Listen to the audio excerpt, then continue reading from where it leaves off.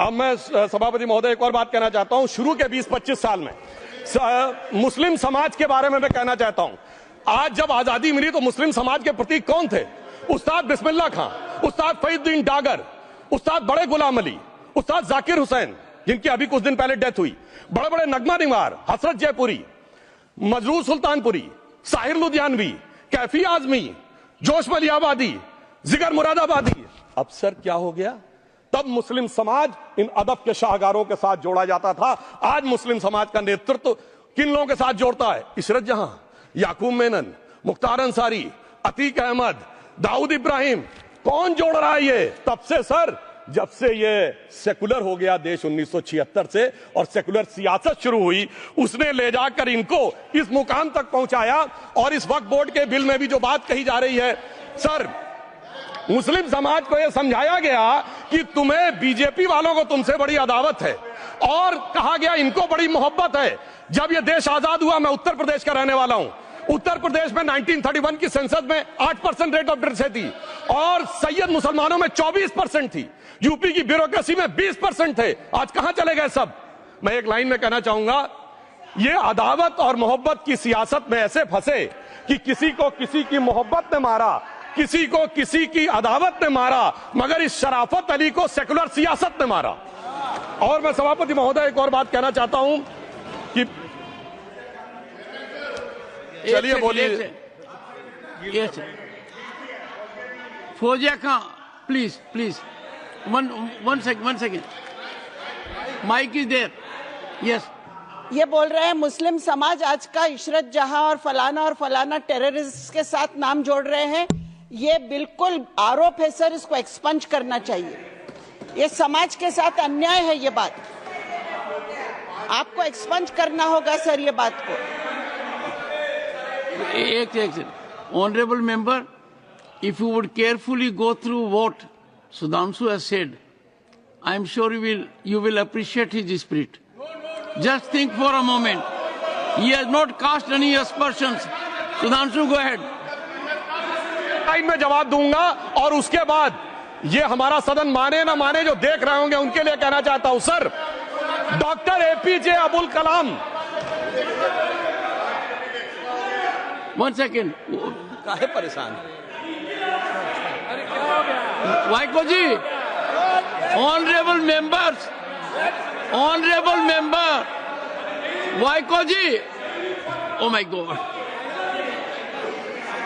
Vaiko ji,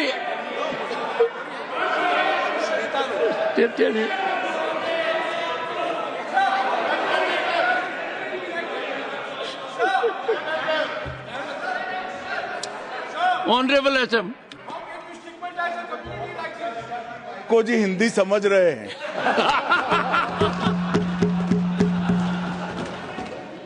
One second. Fauzia Khan, one second. First, I think. One second. Sir क्या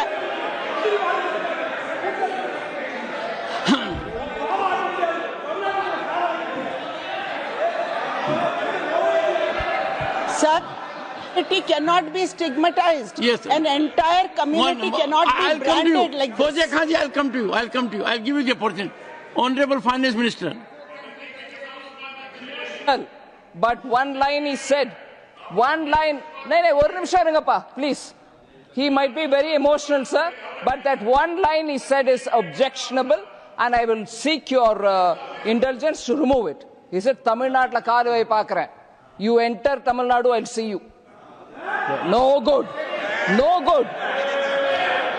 இல்ல, தப்பு. அப்படி சொல்லக்கூடாது. நீங்க அப்படி பேசுறது தப்பு. நீங்க அப்படி பேசுறது ரொம்பவே தப்பு. இந்த நாட்டுல யார் வேணாலும் எங்க வேணாலும் கால் வைப்போம். யாருக்கும் அதிகாரம் இல்ல ஒரு உயிர் மேல. Honorable Finance Minister. So sir, this is atrocious. You set foot in Tamil Nadu and take care. What is that language? We have a Home Minister after a long time who has brought about changes unthinkable. What he said, you can be fully assured. Yes, Honorable Home Minister. Yes, Jairam ji. Minister, Please.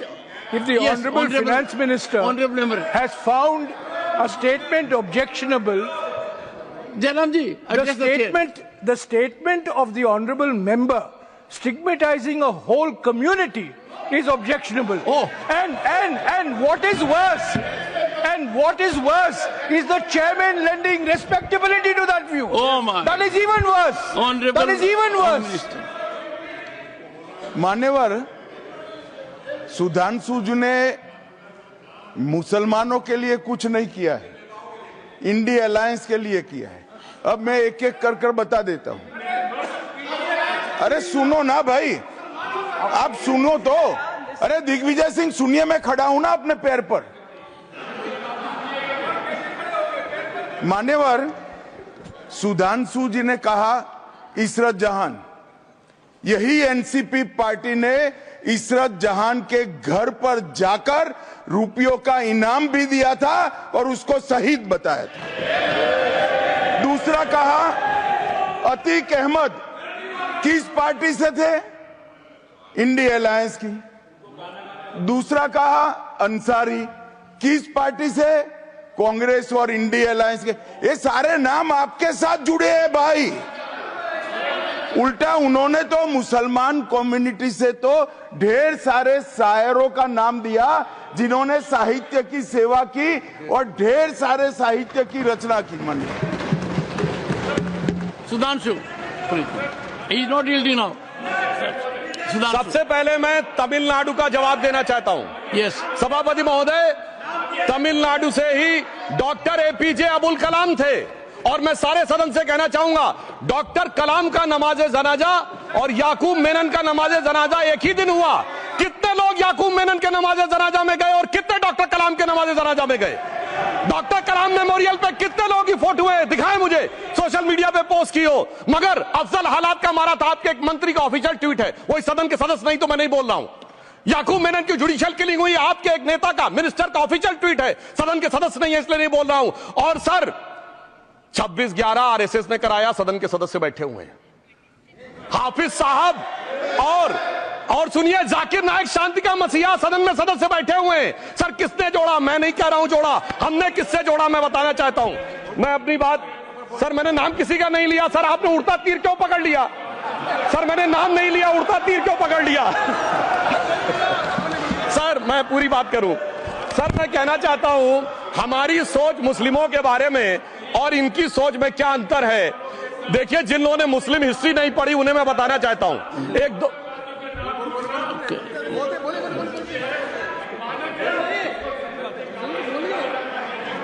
सभापति महोदय, मैं थोड़ा उन लोगों को Islamic history के बारे में ही बताना चाहता हूं। Honorable Digvijay Singh, please. No, I'll give a chance. I'll give. माननीय सदस्य, Honorable Digvijay Singh जी. माननीय सभापति महोदय, जो माननीय सदस्य ने बात कही है, मैं सुन रहा था डॉक्टर त्रिवेदी जी की बात। उन्होंने कहा था ऐसे ऐसे ऐसे मुसलमान हम लोगों के साथ हैं और वैसे वैसे मुसलमान इन लोगों के साथ हैं। बात यह है कि आपने जिस तरह से इस पूरी बात कही है, ये घोर आपत्तिजनक है, अपमानित करती है। और जो माननीय सदस्य ने भी मेरे बारे में भी कहा है, मैं उनकी निंदा करता हूं। Honorable Home Minister. Honorable Home Minister. Honorable Home Minister. एक second. Okay. One second. Your mic will be on. जी महोदय, मुझे ये सब कहने की जरूरत नहीं है, लेकिन जो गुजरात में दंगे और फसाद हुए, कौन कौन उसके लिए जिम्मेदार थे बताइए। Honorable Home Minister.